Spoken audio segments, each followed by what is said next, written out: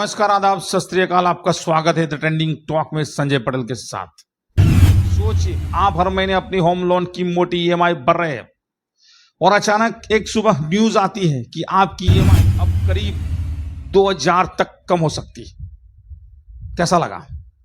लेकिन वही आपके पापा या दादी जो एफडी से हर महीने की ब्याज कमाते हैं, उनकी कमाई में अब कटौती होने वाली, तो आपको कैसा लगेगा? आरबीआई ने रेपो रेट घटा दिया है और इसका असर आपके घर के बजट से लेकर आपकी बचत तक हर जगह पड़ेगा। पर क्या यह राहत है या खतरे की घंटी? ईएमआई में राहत का मौका है या निवेश को नुकसान का वक्त? दोनों अलग अलग न्यूज है, दोनों अलग अलग इंपैक्ट है भारतीयों के लिए। आइए पूरे मामले को आसान भाषा में समझते हैं सिर्फ 5 मिनट में।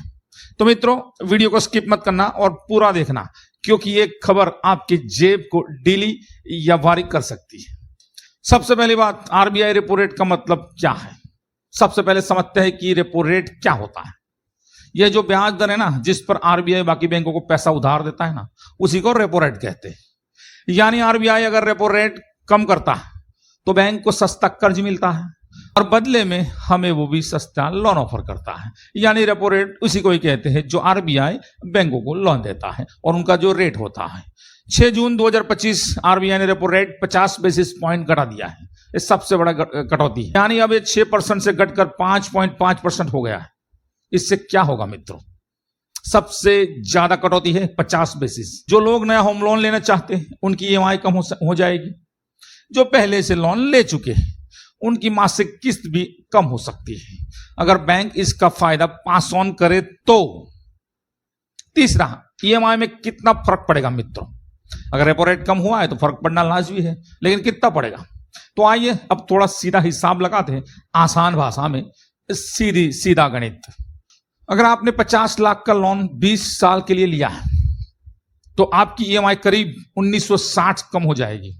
1960 कम हो जाएगी, यानी पूरे 20 साल में आप 4.7 लाख तक बचा सकते हो, ये 50 पॉइंट बेसिस की कटौती से।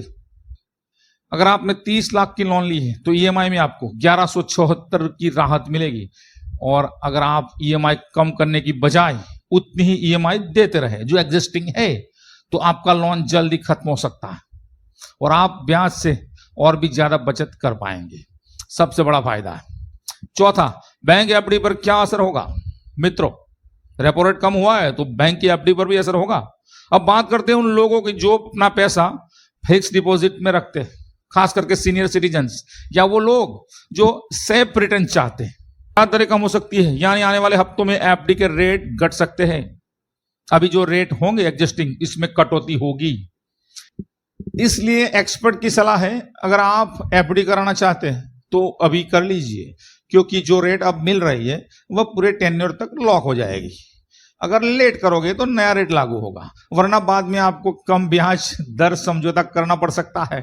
यानी रेपो रेट के बेसिस घटने से एफडी के रेट भी कम हो जाएंगे। पांचवा, 2025 में अब तक कितना कट हुआ है रेपो रेट? हालांकि तीसरी बार हुआ है।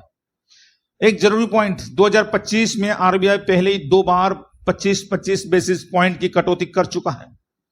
यानी इस साल कुल मिलाकर अब तक 100 बीपीएस यानी 1% की कटौती हो चुकी है।